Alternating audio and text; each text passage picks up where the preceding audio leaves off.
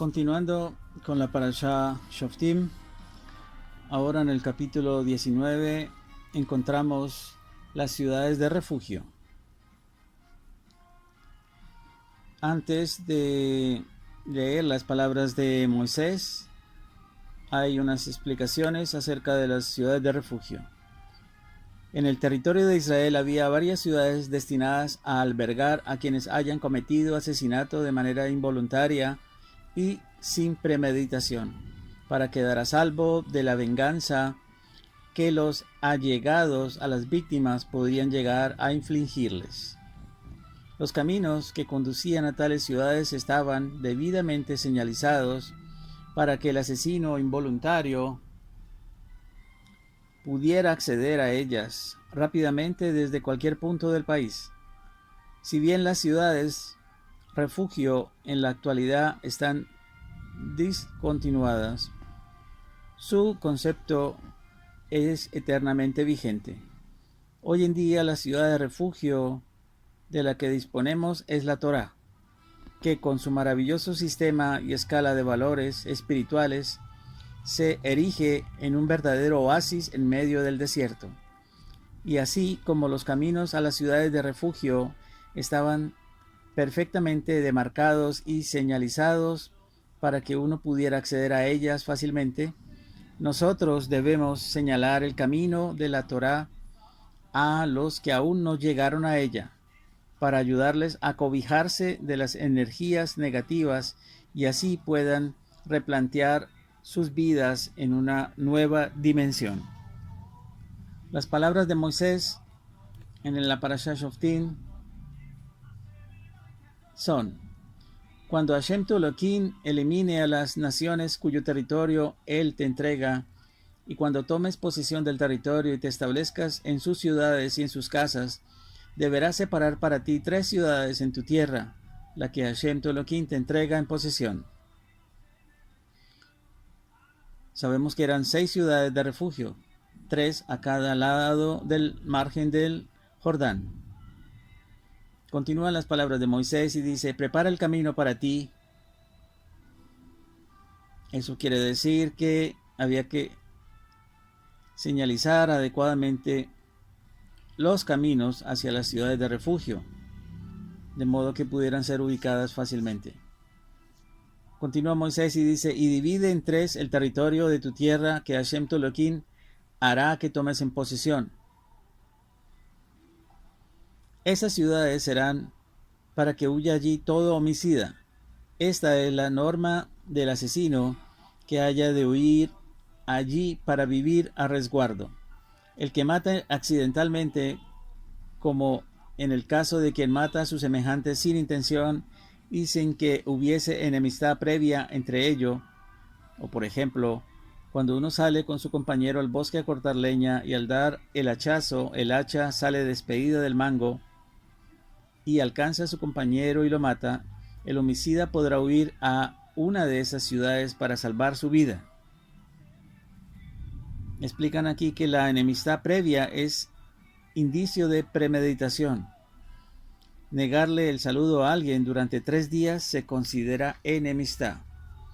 Continúan las palabras de Moisés y dice: pues de lo contrario, si el camino es largo, un pariente cercano que quiera vengar a la víctima en un estallido de ira podrá perseguir, alcanzar y matar al homicida involuntario, cuando en verdad aquel no merezca la muerte, puesto que no estaba enemistado con su víctima. Repito, explican, la enemistad previa sería indicio de premeditación. Continúa Moisés y dice: por eso yo te ordeno diciendo, separa 3 ciudades, o sea, esas ciudades de refugio. Hashem tu Elohim expandirá tus fronteras, se refiere en el futuro, en la época mesiánica, tal como le jurara a tus ancestros, y te entregará todo el territorio que les prometiera. Esto en referencia, explican, al territorio de los quenitas, kenicitas y cadmonitas. Continúa Moisés y dice: él hará eso porque tú cumplirás cuidadosamente todo este mandato que yo te prescribo hoy, amar a Hashem tu Elohim y conducirte por sus caminos constantemente.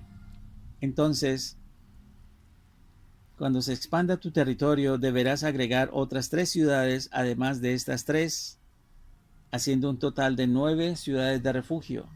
3 en la tierra prometida, explican propiamente dicha, 3 al este del Jardín, el Jordán, y otras 3 en la era por venir. Continúa Moisés y dice, y así se evitará el derramamiento de sangre inocente en tu tierra, la que Hashem tu Elohim te entrega en propiedad eterna. Pero si ustedes no hacen eso, ustedes serán responsables del delito de asesinato. Ahora las palabras de Moisés explican sobre el homicidio intencional. Y dice, si un hombre odia a su semejante y le tiende una trampa y lo mata, y escapa a una de aquellas ciudades, los ancianos de su ciudad mandarán a buscarlo y lo entregarán en manos del vengador de la víctima.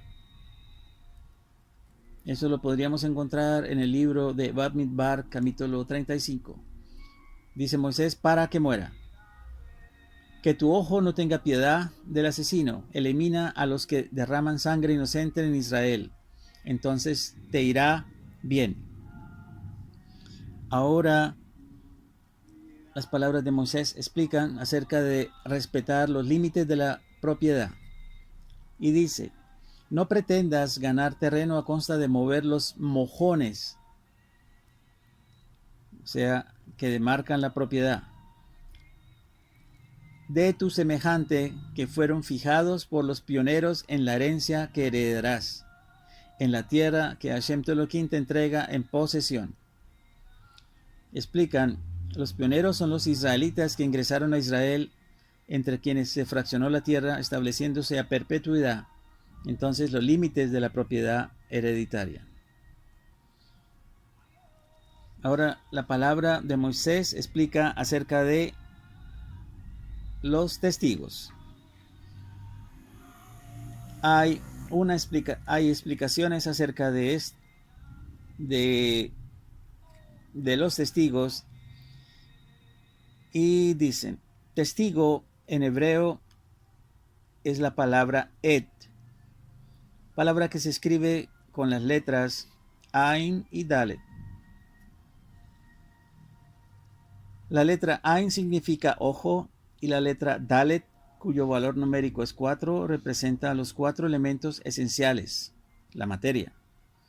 Esto significa que un et, o sea, un testigo, debe limitarse a atestiguar solo la materia, el objeto concreto que sus ojos hayan visto.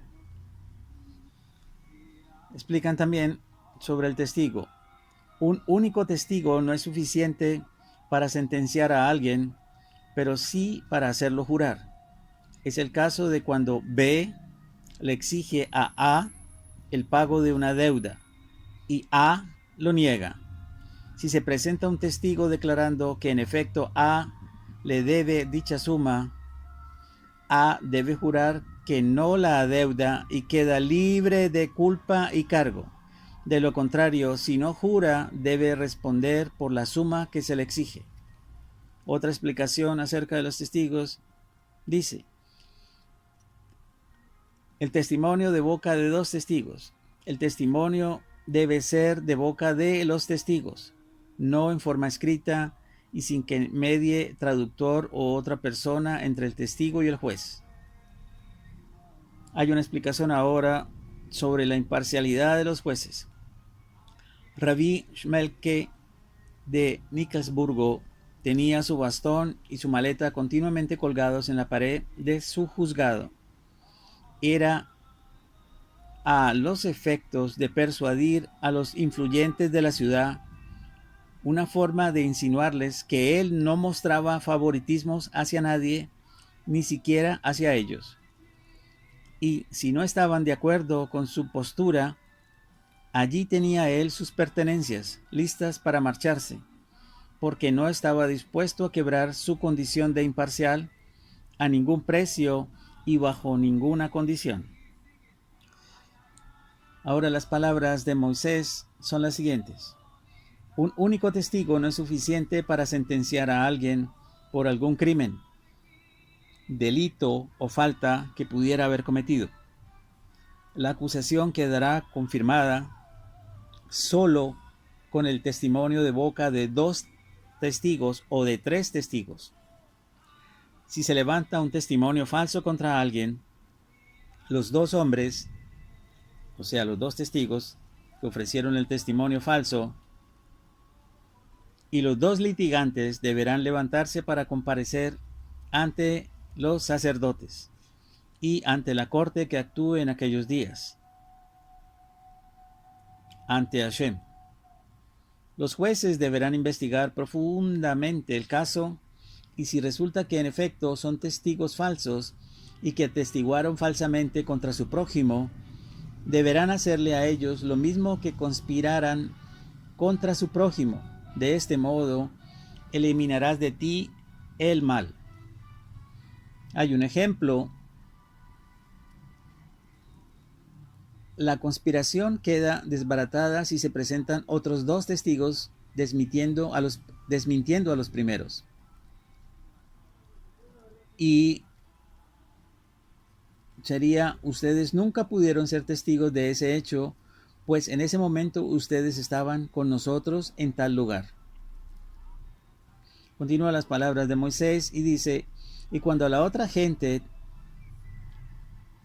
aquí se refiere textualmente los remanentes, en hebreo, se entere del castigo aplicado a los testigos falsos, nunca más nadie querrá hacerle algo semejante.